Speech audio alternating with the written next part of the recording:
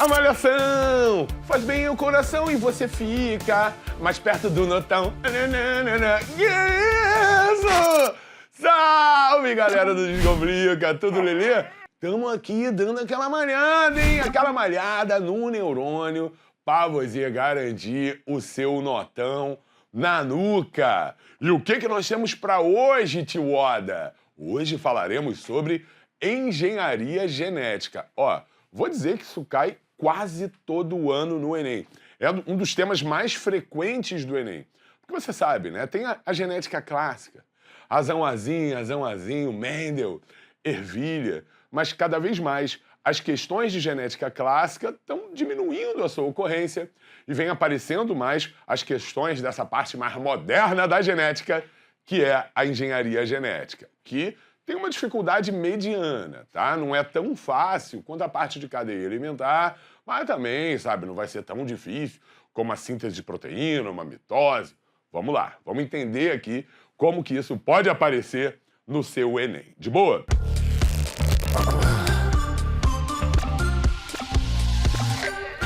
O que é engenharia genética, gente? Engenharia genética é o ramo da genética que manuseia, manipula diretamente o DNA em laboratório.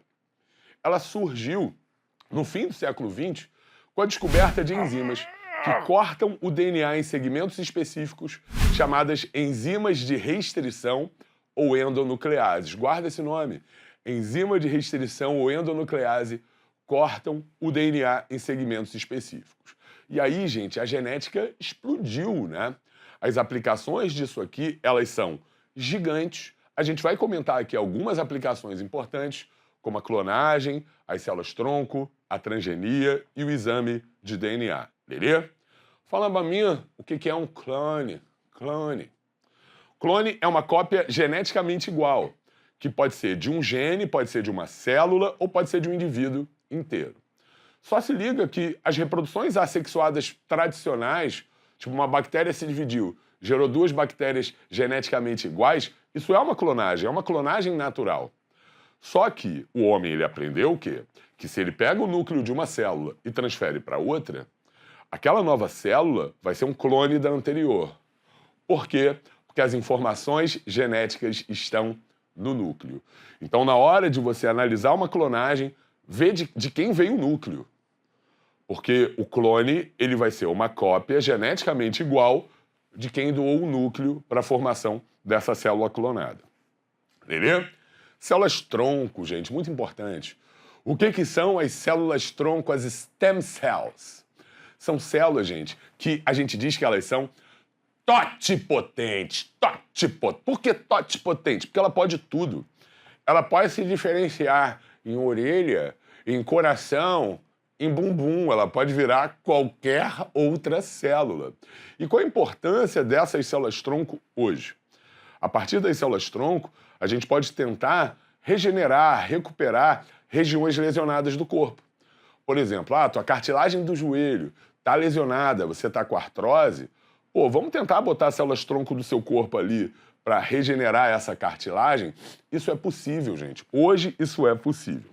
Só preste atenção que as células-tronco elas podem ser autóctones, quando elas são do próprio indivíduo, ou alóctones, quando você pega de um outro indivíduo, tipo um cordão umbilical qualquer que está congelado.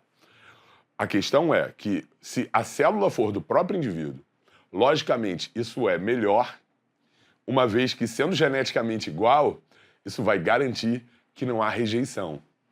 Tá? Então, para que não haja rejeição, a célula-tronco ela tem que ser geneticamente igual ao receptor. Então, o ideal é que seja uma célula-tronco dele mesmo, tá bom? Transgênico, gente. Polêmica. Transgenia. O que é um organismo transgênico? O organismo transgênico é aquele que recebeu um gene de uma espécie diferente através da engenharia genética.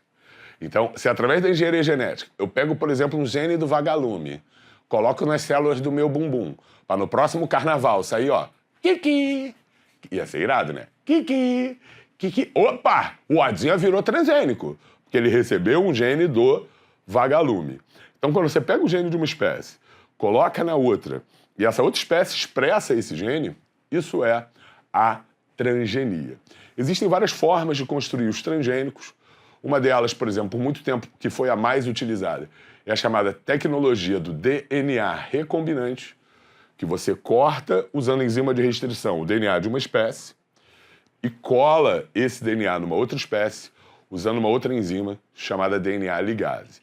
Só que hoje novas técnicas vêm surgindo, como a tecnologia CRISPR-Cas, que promete acelerar esse processo e tornar esse processo mais barato. Então, se liga que CRISPR, vou anotar aqui, que é um nomezinho bacana, é uma nova tecnologia que vem facilitando a produção de transgênicos. E quando você introduz o DNA de uma espécie na outra, só fica atento que esse DNA, ele vai se expressar transcrevendo um RNA mensageiro e depois traduzindo uma proteína. Então, o objetivo do transgênico é produzir uma nova proteína naquela espécie que recebeu o novo gene. Atualmente, insulina que o diabético usa é produzida em bactéria transgênica. Hormônio de crescimento, que quem tem nanismo pode usar, é produzido em bactéria transgênica. Sem falar na agricultura, que tem múltiplas aplicações. Beleza? E por fim, a gente tem aqui o exame de DNA. Por fim, a gente tem a famosa tecnologia do DNA fingerprint, impressão digital de DNA. Essa tecnologia é usada em CSI, Law and Order, tá ligado?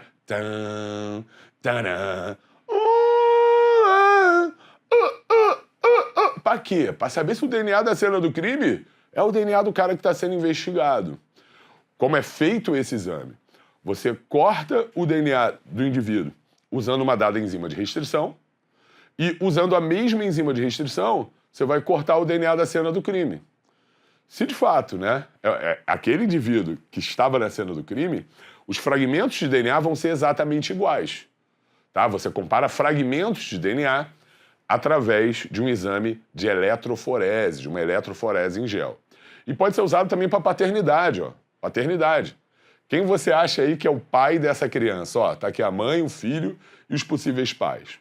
Qual é o segredo, gente? Na hora de analisar isso, você sempre tem que procurar fragmentos de DNA que o filho tenha e a mãe não tenha. Porque se o filho tem e a mãe não tem, veio de quem? Veio do pai. A odinha,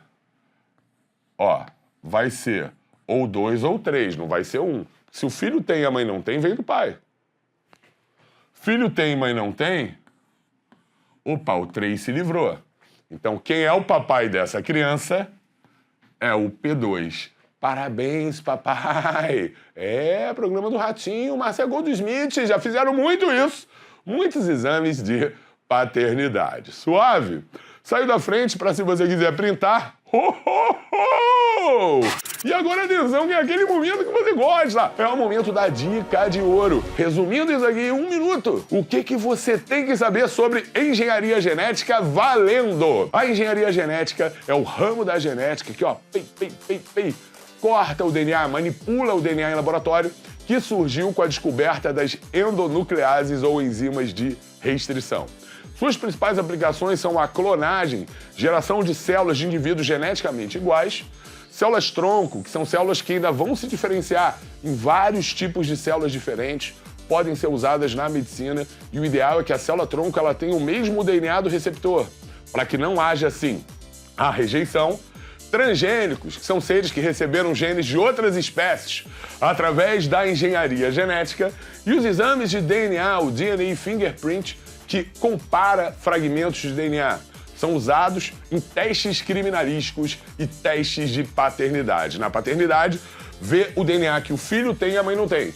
Se o filho tem e a mãe não tem, obrigatoriamente ele veio do pai. Beleza? Que isso! Que maravilha! Espero que você tenha aqui,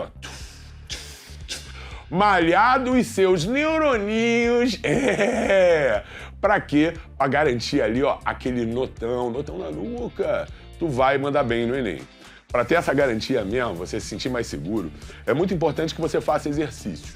Tá? E aí agora eu não tô falando de malhar o bíceps, tô falando de malhar o neurônio mesmo. E para exercitar, a gente tem na descrição um materialzinho, gente, com questão, resolução comentada, para garantir que você aprendeu.